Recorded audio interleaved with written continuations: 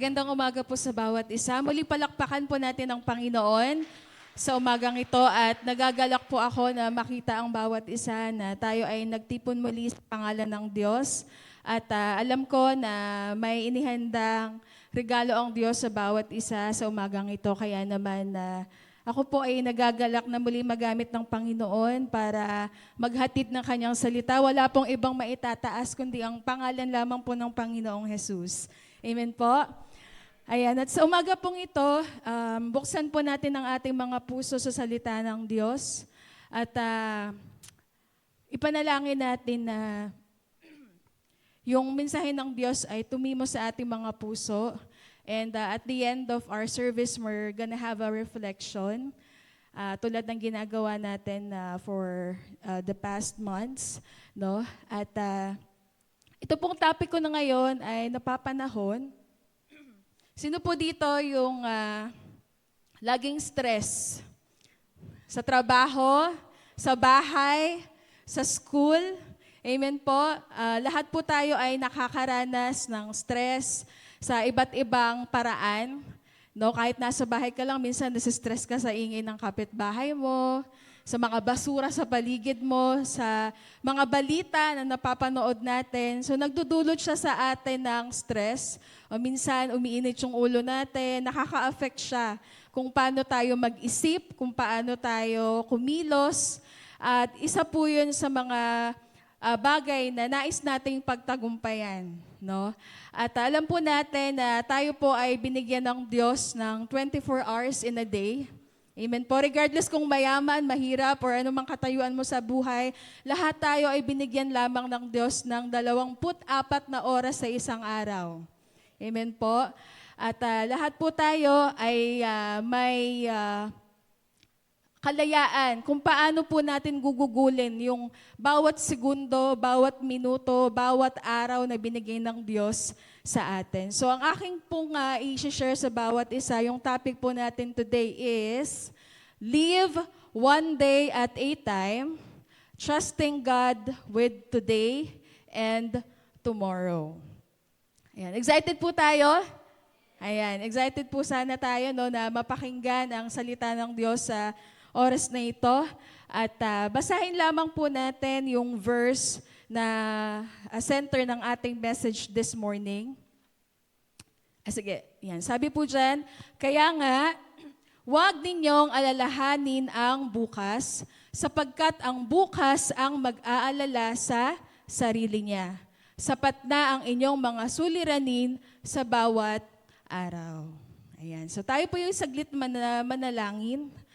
Aming Ama, salamat o Diyos sa oras na ito na kaloob mo sa bawat isa. Salamat sa pagkakataon na muli makarinig ng iyong salita na magpaalala sa amin, Panginoon, kung paano namin gugulin ang bawat oras. At dalangin ko o Diyos na ikaw ang maging sentro ng aming gawain sa umagang ito. Alisin mo o Diyos ang anumang distraction sa aming mga isipan, mga bagay na maaring makasira, Panginoon, ng aming atensyon. We pray, Lord God, na malayang makakilos ang banal na Espiritu Santo sa buhay ng bawat isa sa amin sa oras na ito. Sa iyo ang lahat ng papurit, parangal, sa pangalan ni Jesus. Amen and amen. Palakpak po muli sa ating Panginoon sa kanyang salita. Meron pong isang preacher na naka-assign po siya na mag-speak sa mga gospel meetings. So maraming, siguro parang 1 week consecutive yon na inassign po siya doon para magbahagi ng salita ng Panginoon. And at the end of every sermon po, meron siyang naramdaman na yung prompt po ng Holy Spirit para bigyan ng opportunity yung mga tao na i-invite si Jesus sa kanilang mga puso.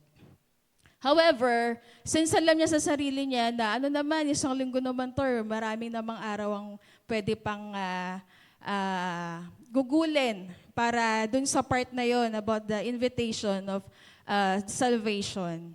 So, dinicide niya or nagkaroon siya ng decision na gawin niya yon the following day. Sa second day na lang daw po. However, nung gabi po na yon, nagkaroon po ng malaking sunog dun sa lugar na yon, kung saan na-wash out po yung town na yon, kung saan siya nagpe-preach. So nag-cause po yun ng maraming destruction and even the loss of lives. So bilang resulta, nagkaroon siya ng realization sa puso niya na hindi niya na hihintayin yung kinabukasan bago niya i-invite yung mga tao patungo sa salvation ng Panginoon. So ano po yung lesson doon? Hindi po natin alam ang maaring mangyari bukas. Amen po. Lahat po tayo, kahit anumang katayuan natin sa buhay, wala po tayong kapangyarihan na i-predict kung ano yung maaaring mangyari sa ating buhay kinabukasan. So marami pong pwedeng mangyari in one day. And yun nga po sa next slide natin, ano po yung nakikita nating picture dyan? Stress. So kadalasan po sa atin, hindi po tayo exempted dito bilang mga Kristiyano. Marami po tayo iniisip kada araw. Pagising pa lang natin, iniisip na natin anong gagawin natin, anong ulam mamaya, ano kayang mga balita na mapapakinggan natin. So, marami pong bagay ang iniisip natin kada araw sa pagising pa lang natin sa umaga. And sometimes, yung mga stressors na yon nagkukos sa atin ng anxieties, pag-aalala, ano kaya ang, saan ko kaya kukunin yung tuition fee ng anak ko sa susunod na pasukan? Saan kaya kami kukuha ng pambayad ng tubig, ng ilaw? Ano kayang kakainin namin next week? Alam niyo po yan, so kadalasan yan po agad yung mga naiisip natin na nagkukos sa atin ng anxieties, stress. No? Ano nga po yung sabi ng Diyos kanina dun sa verse natin, no? Na hindi po dapat tayo mag-alala sa araw ng bukas, pagkat ang bukas ang mag-aalala sa sarili niya. Sapat na ang inyong mga suliranin sa bawat araw. So yung topic po natin, again, ano po yun? Live one day at a time, trusting God with today and tomorrow. So first point po na nais kong ibahagi dito sa verse na to, ano pong sabi dyan? Tomorrow is in God's hands, not ours. So sabi po dyan, tomorrow is uncertain, God alone controls it. Ano po yung sabi sa salita ng Diyos sa Kawikaan 27 verse 1? Sabay-sabay po nating basahin. Huwag ipagyayabang ang araw ng bukas, pagkat hindi mo alam kung anong magaganap. Amen? So marami po sa atin, lalo na kapag nagsisimula ka pa lang magtrabaho, yung, alam niyo yung kakagraduate mo lang, parang ang dami mo nang iniisip na gawin sa buhay mo, na dapat by the age of ganito, meron na akong bahay, meron na akong lupa, meron na akong sasakyan. Napakaraming mga plano na naiisip natin sa buhay natin. Ngunit pinapaalalahanan po tayo ng Diyos na alam niyo po yun, yung ating pong bukas ay hindi natin hawak. Wala pong masama na alam niyo po yun, na mangarap sa mga bagay na yun. Ngunit ang importante po dito ay pinagkakatiwala po natin at pinapanalangin po natin sa Panginoon ang ating bukas. Amen po. Hindi po tayo pwedeng magmayabang na, sa susunod na linggo pupunta kami sa ganito ganyan. No, na napakadami nating plano na minsan hindi natin nalalaman na nagyayabang na pala tayo, masyado na pala tayong alam mo, sa sobrang goal-oriented natin na nakakalimutan natin na i-enjoy yung present moment. Amen po? Ayan, so sabi nga po din sa Kawikaan 16 verse 9, ito po'y paalala sa atin, ang tao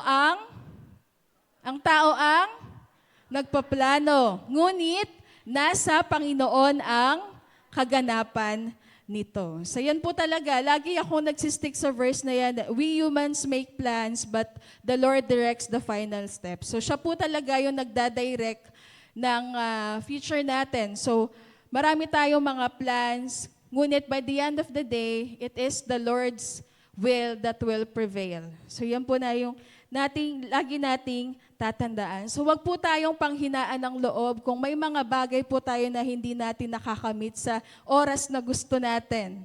Amen po. Sometimes, yun yung nagpapahina ng loob sa atin na dahil hindi natin nakamit yung bagay na to, parang tapos na lahat. Pero hindi po natin naiisip na lahat po tayo ay in progress. Amen po. Lahat ng plano ng Diyos sa atin ay in progress. Habang humihinga pa tayo, meron pa pong plano ang Panginoon para sa atin. No? At kadalasan po kapag meron po tayong nababalitaan na kamag-anak or kaibigan na all of a sudden, kinuha na ng Diyos. Ano yung nagiging reaksyon natin? Nasasabi natin parang, unong isang araw lang nakita ko pa siya naglalakad doon, nagkausap pa kami. No? Pero all of a sudden, nabalitaan na lang natin na wala na. So yun po yung realidad ng ating buhay. No, hindi po natin masasabi kung kailan tayo kukuhanin ng Panginoon. Kaya yung question po dito, paano po natin ginugugol yung bawat oras na ibinibigay sa atin ng Panginoon? And isa rin po sa paalala po ng Panginoon dun sa James chapter 4 verse 13 to 17. Hindi ko na po nailagay dyan. So pakinggan lamang po natin dito. Paalala po sa atin ito bilang mga Kristiyano, sabi po dito, makinig kayo sa akin, kayong nagsasabi ngayon o bukas ay pupunta kami sa ganito at ganoong bayan at 1 taon kaming mananatili roon, mangangalakal kami at kikita ng malaki. Verse 14, hindi nga ninyo alam kung ano ang mangyayari sa inyo sa araw ng bukas. Ang buhay ninyo'y parang usok lamang sandaling lumilitaw at agad nawawala. Sa halip ay sabihin ninyo, makinig po tayo, no? Kung loloobin ng Panginoon, mabubuhay pa kami at gagawin namin ito o iyon. Ngunit kayo'y nagmamalaki at nagyayabang at iyan ay masama. So, isa po siyang reminder sa atin na we do not overboast about the things na kailangan na or gusto natin gawin sa kinabukasan. But instead, sabihin natin na kung loloobin ng Diyos, mabuhay pa ako sa gantong edad, makita ko pa yung mga apo ko, sa mga lola dyan, di ba? Sa mga, alam niyo yung parang tingin niyo malapit na, ano yun? So marami tayong mga ginugustong makamit in the future, but we always make sure na kinukomit po natin itong lahat sa ating Panginoon dahil, again, hindi nga po natin hawak ang ating bukas, tanging ang Diyos lamang po ang nakakaalam nito. Amen po? So yan po yung reminder sa atin dyan. And yung kanina nga po, yung application po natin dyan, ano po yung sabi dyan? Bring God into all plans. So dapat laging kasama si Lord sa mga plano natin. Amen po, hindi po tayo magpaplano na hindi kasama ang Diyos. Lagi po nating sinasangguni sa Diyos lahat ng nais nating gawin, lahat ng mga plano natin sa buhay, lahat ng choices na meron tayo. Sa mga students, yung course na kukunin nyo pag nag-college kayo, sa mga bagong graduates, saan kayo idadirect ng Lord pa sa pagtatrabaho nyo in the future. Diba? So we need to submit our future to God's will, sa kalooban ng Diyos. At lagi nating tatanong, Lord, are my plans surrendered to you? Sinusuko po ba natin sa Panginoon ang lahat ng ito? Ayan. So pangalawa po, na nais kong ibahagi dun sa verse na yon, sabi po dyan, today has enough challenges of its own. So worry about tomorrow steals strength for today. So sabi po, ang pag-aalala daw po, ninanakaw niya yung kalakasan na meron tayo sa kasalukuyan. So, sabi ko nga, I think na-share ko na to before, yung worry daw po, it's like a rocking chair. It keeps you moving, but it doesn't get you anywhere. So, ibig sabihin, para kang nakaupo sa isang rocking chair, ugoy-ugoy ka lang, pero wala ka, hindi ka naman umuusad. So, ibig po sabihin, kapag po tayo ay labis na nag-aalala, no, wala po talaga siyang magandang naidudulot sa atin. No, kadalasan yung pa yung nagkukusba tayo, nagkakasakit. No, pero bilang isang tao na nandito pa sa lupa, hindi po talaga maiwasan yan. Amen. Lalo pag nandun tayo sa panahon na may biglang nagkakasakit, may biglang na aksidente, may biglang natanggal sa trabaho. So nandyan yung pag-aalala talaga, hindi po yan mawawala. Ngunit nangako po ang Diyos na siya po ay mananatili sa atin, hindi po niya tayo iiwan at pababayaan. Ayan po. Sabi po sa Matthew chapter 6 verse 34, sabi diyan, kaya nga, huwag ninyong alalahanin ang bukas, sapagkat ang bukas ang mag-aalala sa sarili niya. Sapat na ang inyong mga suliranin sa bawat araw. So dun po, bumalik po ulit tayo dun sa theme verse natin. So nais po tayong paalalahanan ng Diyos na sa kasalukuyan pa lang madami na tayong kailangang gawin. So wag tayong masyadong mag-worry about sa araw ng bukas, no? At marami po tayong dahilan para magpasalamat sa Diyos. Amen po. Napakadami pong dahilan para ipagpasalamat natin yung buhay na binigay sa atin ng Diyos. And at the end of the day, it's all about perspective. So, meron pong isang grupo, sabi niya, ang greetings nila, pagka gising nila, sabi nila, good morning, Lord. And then yung isa naman, good Lord, it's morning. Alam niyo po yung pagkakaiba ng dalawa? Good morning, Lord versus good Lord, it's morning. So, yung pangalawa po, sabi niya, good Lord, it's morning. Ibig sabihin, ina-acknowledge niya na, Lord, thank you, kasi naabutan ko pa yung umaga. Amen? So, paano po ba natin hinaharap yung bawat araw na binibigay sa atin ng Panginoon? Paano po natin tinitingnan yung buhay na binigay sa atin ng Diyos? Alam niyo po, lahat po tayo nakakaranas ng maraming pagsubok. But yun nga, it's all about perspective. Paano mo tinitingnan lahat ng pinagdadaanan mo sa buhay? Maaring yan po yung, kung meron man tayong mga pagsubok, yan po yung maaring gamitin ng Diyos para po tayo ay mapalapit sa Kanya. Amen? Mapatatag pa ang ating pananampalataya sa ating Diyos. And many times po na binanggit sa Bible, na si God po, dinidescribe niya yung sarili niya as I am. I am. Ibig sabihin, He is the God of the present at mananatili siya na kasama natin. So He is therefore a God of the present, a God of today. So, sadly, marami daw pong mga tao na namumuhay na puno ng regrets over the past. Or nagkakaroon sila ng anxiety over the future. So meron po ba sa atin noon na hanggang ngayon hindi pa rin makamove on sa mga nangyari sa atin in the past? Mga frustrations, mga failures na naranasan natin in the past. So kadalasan yun po yung nagsastop sa atin para mag-move forward. So nais po ng Diyos na i-let go po natin yung mga bagay na yun. So kung ikaw ay naging alipin ng kasalanan, ngayon ay bago ka na. Amen. Sabihin mo sa katabi mo, ikaw ay bago na. Yan. So lagi po natin iisipin yan na kapag tayo ay nire-remind ng kaaway about our mistakes in the past, lahat ng mga umalipin sa atin in the past nung hindi pa tayo nakakakilala sa Panginoon, lagi nating sabihin sa sarili natin, ako ay bago na. Dahil sa pagliligtas ng ating Panginoon. Amen po?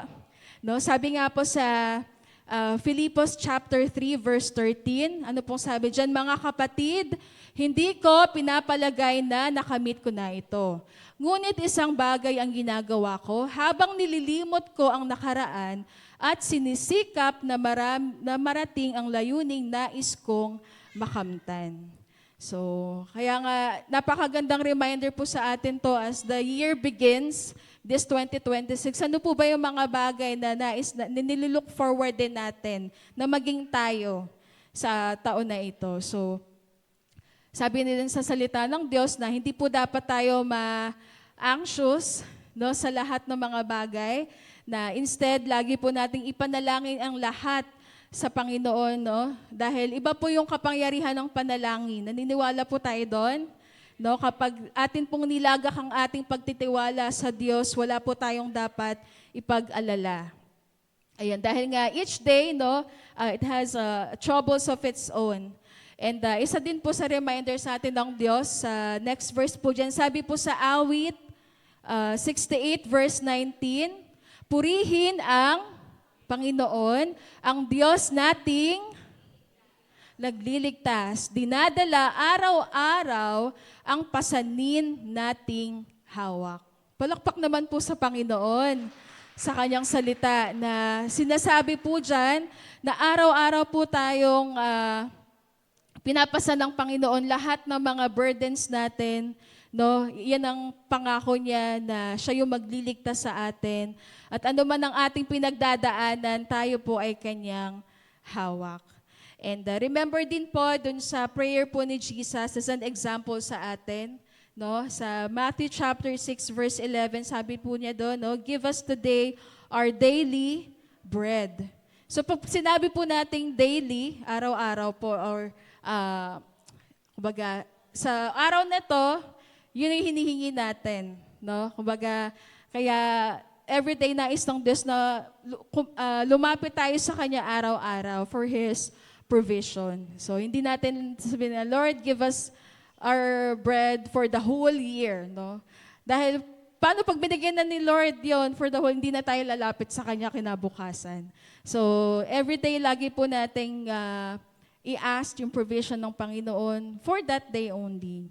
No, ano po yung naging lesson din doon? Naalala niyo po yung story ng mga Israelites, nandun sila sa wilderness. Dahil sa kasakiman nila, sobrang nag-alala sila na hindi sila makakain kinabukasan yung mana. No, nag-store sila dahil parang masyado silang nag-alala marahil sa kinabukasan baka wala na silang makain. Ano po nangyari doon? Nabulok lahat. No? So ano pong lesson doon na dapat ipagkatiwala po natin sa Panginoon ang ating buhay, ang ating, yung mga kailangan natin for the day. Ayan. So ano po ba yung mga troubles na kinakaharap natin sa oras na ito? Ano po ba yung mga inaalala natin? So I think it's time for us to reflect, no, sa mga estudyante. No, ano yung mga bagay na gusto nyong gawin para sa sarili nyo, sa pag-aaral nyo? So marahil yan pumapasok sa isip nyo, ano kung magiging future ko, paano ko ibibigay sa mga anak ko yung kinabukasan na gusto ko para sa kanila. No? So sa amin po bilang isang magulang, isa pa lang po yung anak namin. So talagang may pagkakataon na iniisip mo paano yung pag-aaral niya. Like, na-share ko po namin yan sa couples fellowship namin na si Saya, 4 years old pa lang siya, pero parang iniisip mo na pa, saan siya magka-college, saan siya ganito, ganyan, di ba? Bilang isang magulang, syempre gusto natin na ibigay sa kanila yung pinaka-the best na future para sa kanila. But then at the end of the day, tinuturuan tayo ng Diyos na lubusang magtiwala sa Kanya. No, na hawak niya ang buhay natin and lagi nating ipanalangin yung mga anak natin, mga magulang natin dahil yun nga, hindi natin alam ang araw ng bukas. No? Siyempre, as a parent din, ito po yung isa din sa na-realize ko simula po nung nagkaanak ako. Isa po sa pinaka-fear ko is mawala ng maaga. Isa po yun sa pinaka-kinatatakutan ko na lagi po nagpipray na, Lord, bigyan mo kami ng mahabang buhay na gusto mo pang makita yung magiging siya in the future. Gusto mong ma-witness lahat ng milestones niya sa buhay na hinihiling mo bilang isang magulang na magkaroon ng mahabang buhay para ibigay sa mga anak mo or makita mo lahat ng mga pinapangarap mo para sa Kanya. Pero yun nga, tinuturuan din tayo ng Diyos na magtiwala sa Kanya. Kaya napaka-importante din po bilang mga magulang na habang bata pa sila, ginugroom na natin sila sa Word of God, na kahit mawala tayo, alam natin na safe sila sa Panginoon. Amen. Na alam natin na hindi sila iiwan ng Diyos, na meron silang knowledge about the Word of God, yung idea ng pananampalataya sa ating Panginoon. So, do not let the worries of tomorrow affect your relationship with God today. So, yan po ay nais nating i-emphasize sa umagang ito. So, Sabi ko nga po kanina, sa isang araw, marami pong pwedeng mangyari. And even sa Bible, may mga story po dito na kung saan maraming transformation or maraming breakthroughs ang nangyari sa mga characters na babanggitin ko. So number 1 is si Esau. So sa isang araw, nawala yung birthright sa kanya. Naalala niyo po yung kwento na yon? So sa isang araw na yon, dahil yung time na yon na nawala sa kanya yung birthright na bigay kay Jacob, no?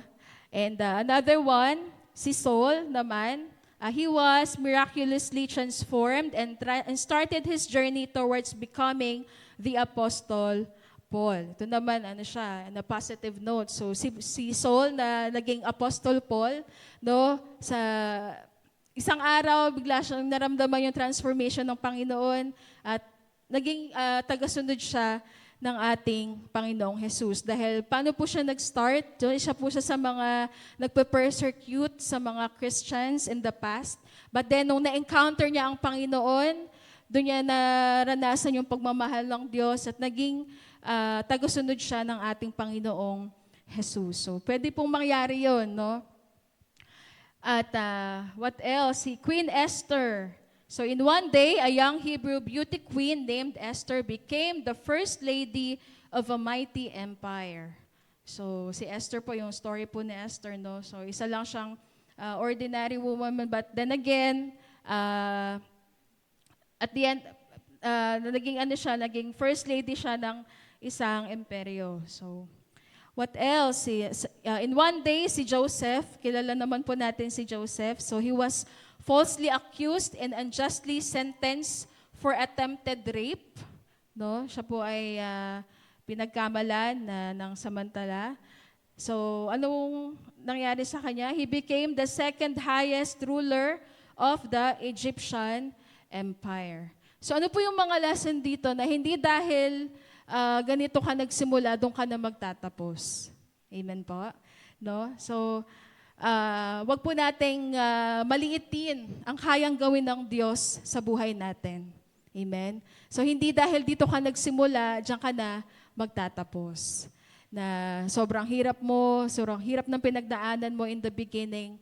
But when we choose the Lord every day, alam niyo po, lahat kapag kinumit natin sa Panginoon, siya po yung magbibigay sa atin ng victory sa lahat ng ating pinagdadaanan. So we need to place each day in God's hands. Sabihin mo sa katabi mo, ipagkatiwala mo. Ayan. So lagi po nating ipagkatiwala sa Panginoon ang lahat ng ating dinadala sa bawat araw. Ayan. Okay pa po ba tayo? Hindi pa inaantok? Ayan, so ayan. Pangatlo po, sabi po dyan, time once given can never be reclaimed. Sabi dyan, time is daily a non-renewable gift. So naniniwala po tayo doon na yung oras daw po, it's a daily non-renewable gift. Ibig sabihin, hindi na siya pwedeng maibalik. No? So sa lahat ng mga araw, minuto, segundo na binibigay sa atin ng Diyos, dapat we make sure na ini-spend natin yon in a productive way. And of course, yung paraan na ma-glorify natin ang ating Panginoon. So, paano po kaya pag ganito? Sino po dito yung mga bank account? No?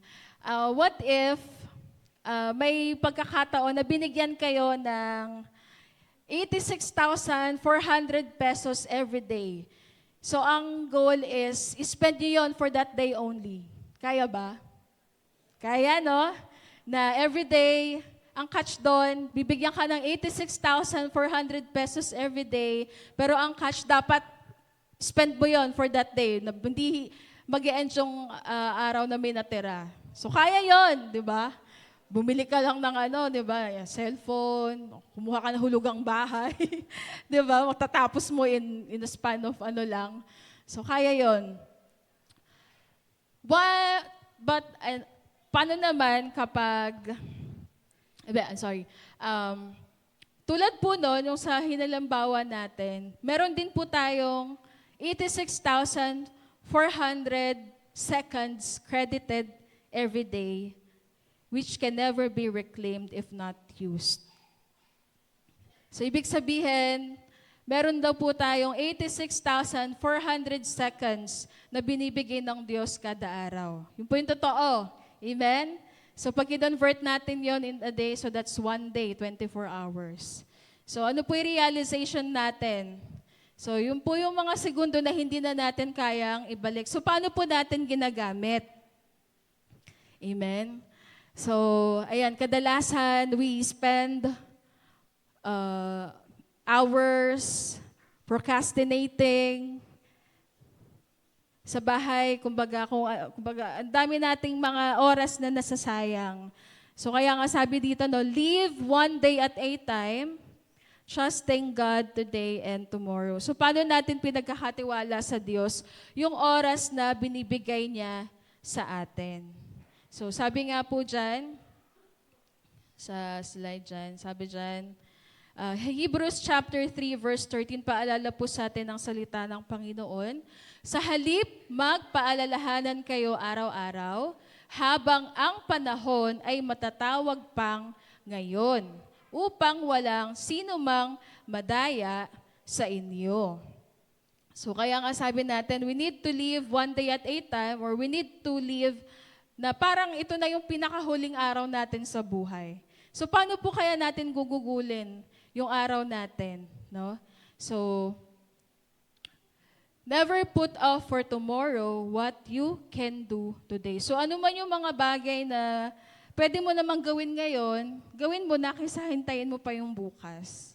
So, kaya, alam niyo po yung kapag meron po sa ating, pag nawawalan tayo ng mahal sa buhay, or may mga napapanood tayo, nakikita tayo, pag nawala sila, ano yung kadalasan nilang sinasabi? Sana, binigay ko pa yung oras ko para sa mga magulang ko. Sana nagkaroon pa ako ng oras para magkausap kami, magkapatawaran kami. Alam niyo po yun, na sometimes we live our lives full of regrets dahil pinipili nating ipagsabukas yung mga bagay na kaya naman natin gawin sa kasalukuyan. No, kaya isa din po sa perspective na lagi kong iniisip everyday.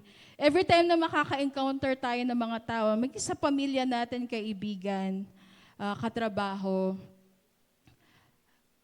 alam niyo po yun yung tipong kapag ba sila nawala, ano yung pinaka-last memory na meron ako sa kanila? No? Na parang pag inisip mo yon, wala kang dahilan para hindi ka gumawa ng kabutihan sa kapwa mo. Amen, na parang gusto mo na bago sila mawala, alam mo na iparamdam mo sa Kanya yung pakiramdam na minahal mo siya, na siya ay binigyan mo ng oras, na binigyan mo siya ng pagkakataon na mas makilala pa. Alam niyo po yun, kaya dapat wag po nating sayangan yung every moment, maging sa family natin, no? Live as if it's the last, kumbaga forgive, na parang hindi na darating ang bukas. So wag nating sayangin yung mga pagkakataon na kasama natin sila, no? Na wag nating i-take for granted yung mga magulang natin, no? Wag nating bigyan sila ng sakit sa puso or stress, no? At maging sa ating mga magulang, iparamdam na po natin yung ating pagmamahal sa ating mga anak habang tayo ay narito pa. Dahil sabi nga natin, hindi natin alam ang pwedeng mangyari sa kinabukasan. So, ito po yung isa sa mga bagay na dapat nating inaalala na kung paano tayo makitungo sa tao. Na kapag siya nawala, alam ko sa sarili ko na hindi ko siya binigyan ng sakit ng loob. Alam ko sa sarili ko na okay kami bago siya nawala. Alam niyo po yon, na hindi tayo magre-regret one day na sana mas nagbigay pa ako ng oras sa mga magulang ko. Ayan. So ano po yung mga ilan sa mga practical na paraan na kung saan bibigyan natin, kung malalaan natin yung oras natin sa sa kapakinabangan. So sabi po dyan, yan, spending quality time in God's presence. So we make sure na hindi dadaan ng isang araw na hindi tayo nakapakinig ng salita ng Diyos, or hindi tayo nakapagbasa ng Biblia, or hindi tayo nakapag-pray, No, what else? Spending quality time with our spouse and children. So we make sure na nagkakaroon tayo ng oras para bigyan sila ng atensyon, no? Sometimes sa masyado nating, alam mo yun, masyado tayong busy para sa future natin na natitake for granted na natin yung oras or yung kasalukuyan na pwede pa nating magawa or pwede nating maiparamdam sa iba. So, yun nga po, no? So, dapat nating isipin lagi na bawat oras ay kaloob ng Diyos. So, gamitin natin ito sa paraan na ikaglo-glorify din ng ating Diyos. And what else? Vocally expressing and showing our love for them. So, when was the last time na sinabihan mo na mahal mo yung nanay mo, yung anak mo? So, ngayon pa lang, no? Kapag meron pa tayong chance, hanggang nandyan pa sila, sabihan natin, we vocally express kung gaano natin sila ina-appreciate, kung gaano natin sila pinasasalamatan. Huwag na nating hintayin na, ano po bang tawag doon? Kapag namatay na, yung nagbibigay ng testimony. Basta yun, alam niyo na po yun, yung parang kapag andyan na, nakahiga na siya, tsaka mo lang sasabihan na, Ma, salamat sa lahat. Ganyan, so, eulogy. Ayun. So, wag na nating hintayin yon, no? Wag na nating hintayin na dumating yung oras na yon bago pa natin, alam mo, huli na ang lahat. Di na magpapakanggan yan, no? Dahil minsan sabi ko, Ma, kung nandyan ka man, alam ko nandyan ka. Diba? Pero wala na. Kapag tayo ay yumaon na diretso, hindi na wala ng chance para bumalik dito ang spirit. No? So, kaya kailangan habang buhay pa sila, humihinga pa sila, go, travel with them, no? Take time to be with them, bisitahin mo yung mga magulang mo, yung mga kamag-anak mo, yung mga kaibigan mo na hindi mo pa naakay sa Diyos. So, ayan. At ang pinakahuli po, sabi po dyan, God is already waiting in our tomorrow.